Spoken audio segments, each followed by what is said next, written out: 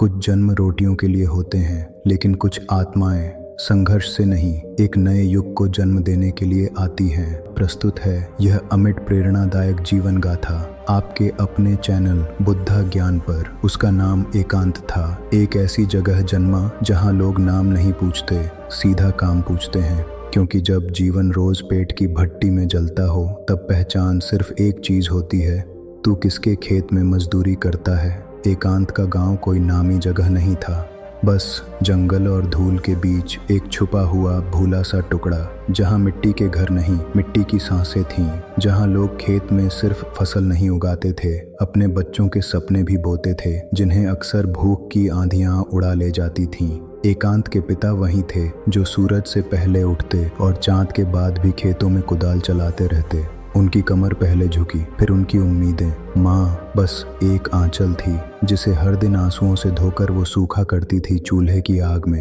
एकांत को स्कूल कभी नसीब नहीं हुआ। शब्द उसने ईंट ढोते ढोते सीखे, गणित उसने खेत में मजदूरी का हिसाब लगाते सीखा, और भूगोल उसकी हथेली की लकीरों में छुपा था। लेकिन उसके भीतर कुछ और था, एक प्रश्न जो हर रोज उसका पीछा करता। क्या मैं बस ऐसे ही जीऊंगा जैसे मेरे पिता, जैसे उनका पिता, जैसे हर कोई इस गांव में। एक दिन गांव में कुछ बौद्ध भिक्षु आए। लोगों ने उन्हें देखा पर सुना नहीं, लेकिन एकांत उनके मौन को सुन रहा था। एक वृद्ध भिक्षु ने गांव के बच्चों को ध्यान सिखाया, बस 5 मिनट मौन बैठने को कहा। किसी ने ध्यान नहीं दिया, लेकिन एकांत की आंखें बंद हो गईं और उसकी आत्मा खुल गई। भिक्षु ने उसकी ओर देखा और पूछा, कभी कुछ पढ़ा? एकांत ने सिर हिलाया, नहीं। सुनना जानते हो? हाँ। तो फिर सुनो खुद को, बाकी सब बाद में सीख लेना। वो 5 मिनट एकांत की जिंदगी के पहले शब्द थे जो उसने अपने भीतर सुने थे। उसके बाद हर सुबह एकांत खेत जाने से पहले मंदिर के पीछे की टूटी हुई मूर्ति के पास ध्यान में बैठने लगा। लोग हंसते, बाप नाराज होता, क्या करेगा ये ध्यान, चावल उगेंगे इससे। लेकिन एकांत मौन रहा, क्योंकि वो जानता था मौन में ही सबसे ऊंची आवाज होती है। धीरे धीरे उसने बौद्ध ग्रंथों की प्रतियां मांगनी शुरू की, पुराने पेपर से पढ़ना सीखा। हर अक्षर उसकी हथेली से रिस कर मन में घुलता। उसने बुद्ध की पहली सीख पढ़ी, दुख है, और लगा जैसे कोई ने उसके जीवन को बिना पूछे समझ लिया। फिर पढ़ा, दुख का कारण है तृष्णा। वो कांप गया। उसे समझ आया कि वो सिर्फ रोटी नहीं चाहता था, वो पहचान, इज्जत, बदलाव चाहता था, और यही तृष्णा अब ज्ञान में बदलनी चाहिए। एकांत ने खुद से वादा किया, वो पढ़ेगा। पर स्कूल नहीं था, किताब नहीं थी, बस रात का अंधेरा था, जिसमें वो हर अक्षर को चांदनी की तरह ढूंढता। मैं काम करता, मवेशियों को नहलाता, लकड़ियाँ काटता, और हर शाम मंदिर जाता जहाँ भिक्षु ने उसे सिर्फ एक बात सिखाई थी, असली विद्वान वो है जो भीतर के अज्ञान को देख सके। गांव वाले अब भी मजाक उड़ाते, ये लड़का ध्यान करता है, कभी किसी पहाड़ में जाके बैठ जाएगा। लेकिन एकांत मुस्कुराता था, क्योंकि उसे अब भूख नहीं सताती थी, अब उसे अज्ञान डराता था। एक दिन भिक्षु गांव से जाने लगे। वो बोले, अब मैं यहाँ नहीं आ पाऊंगा। एकांत ने उनके पांव पकड़े और कहा, तो मुझे साथ ले चलिए। भिक्षु बोले, नहीं, तुझे यहीं रहकर दूसरों का दीप बनना है। उन्होंने उसे बुद्ध का धम्मपद दिया और कहा, जहाँ अंधकार है वहीं प्रकाश की जरूरत है। वहीं से एकांत की असली यात्रा शुरू हुई।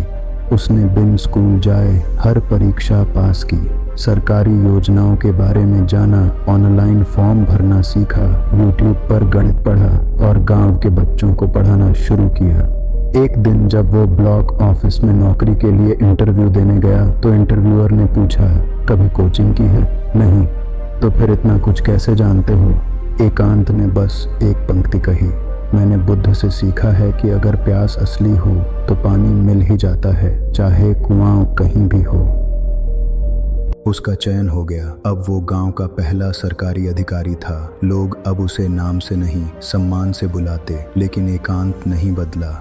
उसने गांव के हर बच्चे के लिए एक ज्ञान धाम बनाया, जहां किताबें थीं, ध्यान था और मौन था। वहां रोज रात को बुद्ध के उपदेश सुनाए जाते और हर बच्चे को कहा जाता, तुम्हारी गरीबी तुम्हारी सीमा नहीं, वो तुम्हारा प्रारंभ है।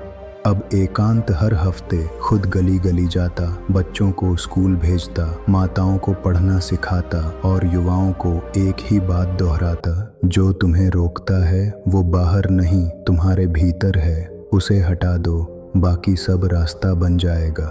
समय बीत गया। एकांत अब एक बड़े शहर का आईएएस अधिकारी बन गया था, लेकिन उसकी मेज पर अब भी वो टूटी मूर्ति थी जिसके आगे उसने ध्यान करना सीखा था, और हर रात सोने से पहले वो वहीं 5 मिनट मौन बैठता, जिसने उसकी जिंदगी बदली थी।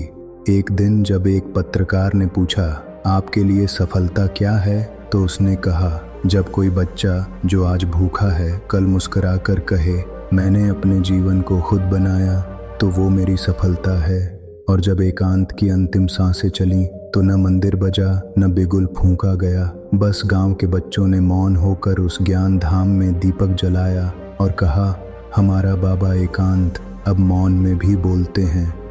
और यही तो बुद्धा ज्ञान का सार है। सच्चा ज्ञान कोई शोर नहीं करता, वो मौन में खिलता है। अगर एकांत की ये महागांठा आपके भीतर कुछ छू गई हो, तो उसे उन तक ज़रूर पहुंचाइए जो अभी भी अंधेरे में हैं, क्योंकि शायद उनके भीतर अगला एकांत छुपा हो। ऐसी और गहराई से बहती कहानियाँ सुनने के लिए ज़रूर जुड़िए बुद्धा ज्ञान से, जहाँ हर कथा सिर्फ कहानी नहीं होती, वो एक आत्मिक यात्रा होती है।